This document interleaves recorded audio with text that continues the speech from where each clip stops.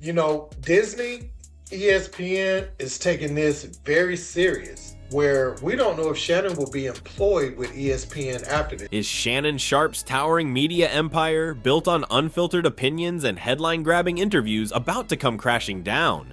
The whispers started quietly, but now they're a roar. A storm has gathered around the Hall of Fame athlete turned podcast king, and it threatens to expose something far darker than any locker room secret or celebrity gossip he's ever dished out. Just when he seemed untouchable, riding high on success, a legal bombshell exploded, potentially changing everything. The fuse was lit when a lawsuit filed under the name Jane Doe, but later identified as Gabrielle Zuniga, landed squarely at Shannon's feet. The accusations weren't just uncomfortable, they were deeply disturbing. Zuniga claimed Shannon Sharpe, the man millions tune into for his takes on sports and culture, had assaulted her, not once, but multiple times. The details painted a grim picture, instantly casting a shadow over the charismatic persona known worldwide from Undisputed, ESPN's First Take, and his viral podcast, Club Shay Shay. The news sent shockwaves through the media landscape, but the timing of this legal grenade immediately sparked whispers. Was it just about the alleged events,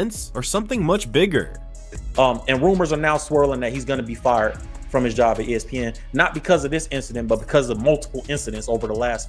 Shannon needed to have some accountability because he gave them something to shake down. He gave them something to target by making poor choices. Busby and this young woman got audio, video, and text messages. If you know all of those things are out there, you should shut the F up. I'm not here to speak to Shannon's guilt or innocence because I don't know, but I do know attempting to settle looks like an admission of guilt because I'm not settling. Eyebrows shot up everywhere because this lawsuit didn't just appear out of the blue. It surfaced precisely when Shannon Sharpe was reportedly on the verge of signing a monumental new podcast deal, with figures upwards of a staggering $100 million being thrown around. Could it be a coincidence? Some didn't think so. Chatter quickly spread, fueled by commentary suggesting this wasn't just a personal dispute, but potentially a calculated setup. The theory: powerful forces, possibly angered by Sharpe's rise and his willingness to air dirty laundry, wanted to derail his massive payday and shut down Club Shay Shay for good. It sounds like a conspiracy, but silencing Shannon might not be so far-fetched when you consider the enemies he'd made. Why would powerful figures want Shannon silenced? You only need to look at the firestorms ignited on his own show. Club Shay Shay wasn't just popular, it was disruptive. It became infamous after the Cat Williams interview exploded across the internet, racking up over 80 million views and setting the tone for a chaotic year. Cat didn't hold back, taking aim at comedy legends and industry power players, exposing alleged secrets and long-held grudges. Shannon provided the platform and Hollywood shuddered. Even before that inferno, Dave Chappelle had reportedly issued a warning to Shannon, cautioning him about the dangers of targeting huge celebrities who don't take kindly to being exposed. The Cat Williams interview proved that warning prophetic, and the shockwaves triggered immediate and fierce reactions. If you're 54, you have no reason to be talking to a 19-year-old. She's 22 now, Shannon is 56.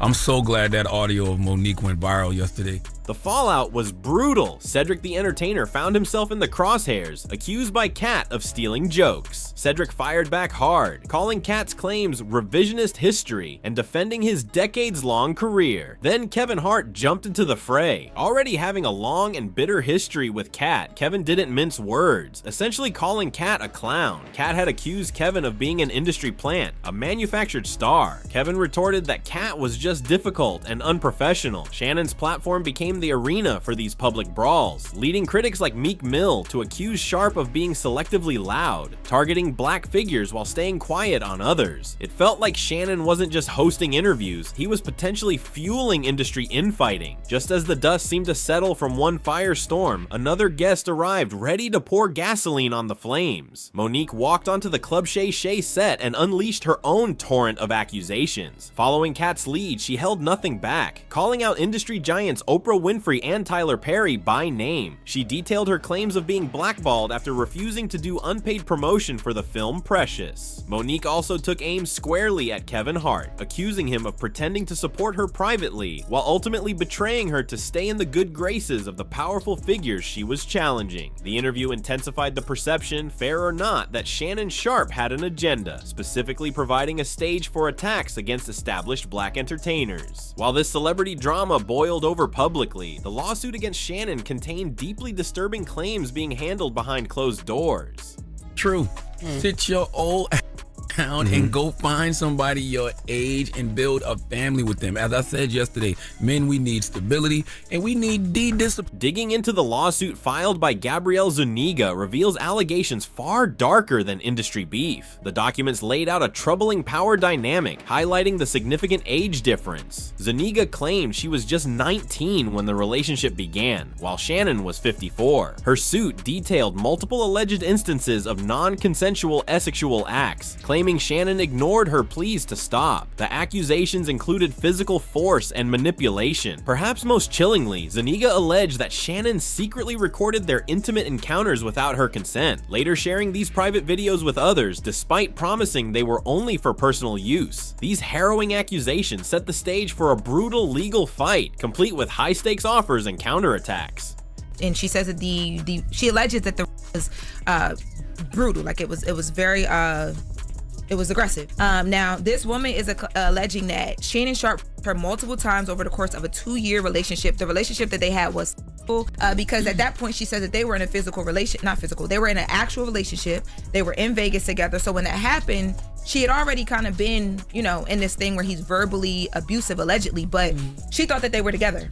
The legal battle quickly turned ugly. It emerged that before the lawsuit was even filed, Shannon Sharpe's legal team had allegedly offered Gabrielle Zuniga a massive sum, reported to be $10 million, to keep the matter quiet. Astonishingly, Shannon's own lawyer later confirmed that a significant settlement was offered. Zuniga turned it down flat, choosing instead to pursue the case in court. In response to the lawsuit going public, Shannon's team launched a counteroffensive. They called the lawsuit meritless and a shakedown, releasing a flood of explicit text messages allegedly sent by Zuniga to Shannon. These texts, filled with graphic language and descriptions of role-playing fantasies, were presented as proof that their relationship was entirely consensual and that Zuniga's claims were false. But Zuniga's lawyer, Tony Busby, fired back immediately. He stated that all the leaked texts predated the specific alleged assaults mentioned in the lawsuit, rendering them irrelevant to whether consent was given during those later incidents. Busby then released his own evidence, a text message allegedly from Zuniga to Shannon after an incident, stating clearly "no means no, Shannon," and expressing distress. Even more disturbingly, Busby released a chilling audio recording where Shannon can allegedly be heard making aggressive and threatening statements towards Zuniga. With evidence flying from both sides and reputations on the line, the truth seems murkier than ever. He tells her and threatens her allegedly to say that he will her if she ever does that again. But the part of it, she says that she was allegedly anally twice and that it was very, very brutal.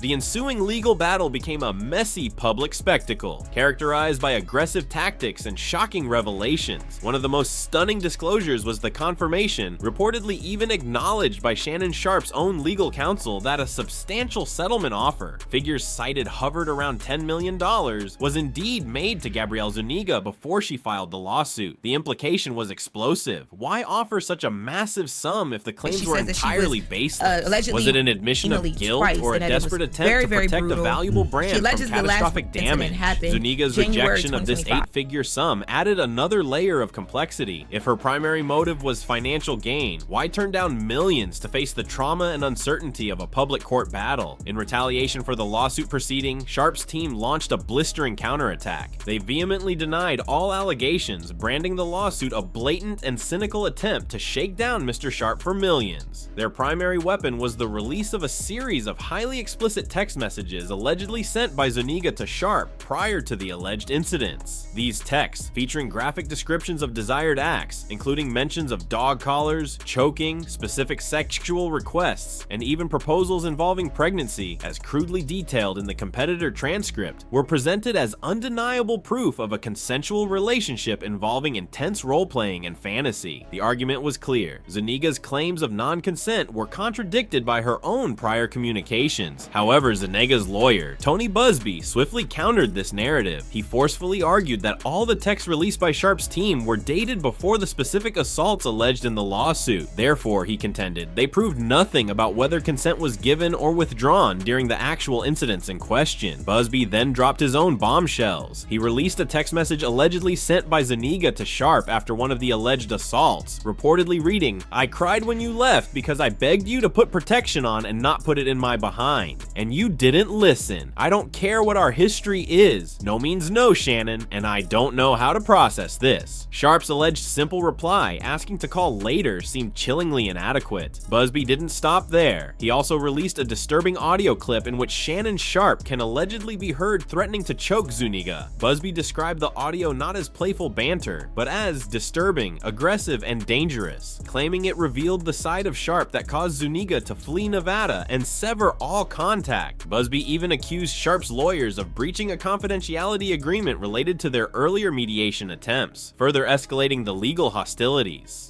The fact that if this is true, right, why would she go grab Tony Busby as the lawyer? Yeah, if you want to be taken seriously, you don't go get Tony Busby. Peeling back the layers of the Jane Doe lawsuit reveals claims far more chilling than industry gossip or contract disputes. Gabrielle Zuniga's legal filings detailed an alleged dynamic marked by significant imbalance and exploitation. The age gap alone, Zuniga stating she was 19 when the relationship began, while Sharpe was 54, raised immediate red flags and questions about consent and influence. The lawsuit didn't shy away from graphic descriptions, alleging multiple instances where Shannon Sharpe purportedly forced himself upon her non-consensually, specifically mentioning acts from behind while completely ignoring her desperate pleas to stop. The documents described alleged threats, physical aggression, and moments of intense fear where Zuniga was left crying and screaming for help, only to be allegedly disregarded. Adding another disturbing dimension, Zuniga accused Sharpe of secretly recording their intimate moments without her knowledge or permission. While he allegedly assured her these videos were strictly for personal use, the lawsuit claimed he shared them with friends, his boys, on more than one occasion, violating her privacy and trust profoundly. The cumulative picture painted by the lawsuit was one of alleged manipulation, control, and repeated violation, setting the stage for an incredibly contentious and high-stakes legal showdown. Tony Busby said to me, he is a liar. He never even actually saw it. It wasn't even referenced or referred to in the case we filed. But now that his lawyer has breached the mediation agreement that Mr. Sharpe's counsel insisted upon, it should be known that there is indeed a video. Then I said, well, wait, y'all mediated? Because that means that this shit been going on. Like, he been knowing about this. Been wanting to, like, there was possibly a settlement. Like, there's been conversations, right? Like, y'all didn't come out of nowhere. So where does this tangled web leave Shannon Sharpe? He stands at a perilous crossroads, engulfed by a storm of grave legal accusations that threaten his reputation, his career, and potentially his freedom. The backdrop is almost as chaotic: the massive success and concurrent controversies of Club Shay Shay, the high-profile celebrity feuds ignited on his platform, the deeply suspicious timing of the lawsuit coinciding with a rumored $100 million deal, and the dirty legal war involving massive settlement offers, leaked explicit texts, and chilling audio recordings. Two starkly contrasting narratives have emerged. Is Shannon Sharpe the victim of an elaborate, vengeful takedown, a setup orchestrated by powerful enemies, threatened by his influence and incensed by the exposés on his show? Or is he facing a long overdue reckoning, a powerful man finally being held accountable for alleged dark secrets and abuses of power hidden beneath a charismatic public veneer? The legal battle is intensely personal and incredibly public, with both sides digging in for a protracted fight. The truth remains elusive, buried beneath layers of conflicting evidence, strategic leaks, and high-stakes denials. What is certain is that this story is far from over, and its resolution, whatever it may be, will undoubtedly send lasting shockwaves through the worlds of sports, media, and entertainment, leaving everyone watching to wonder what devastating revelation might surface next.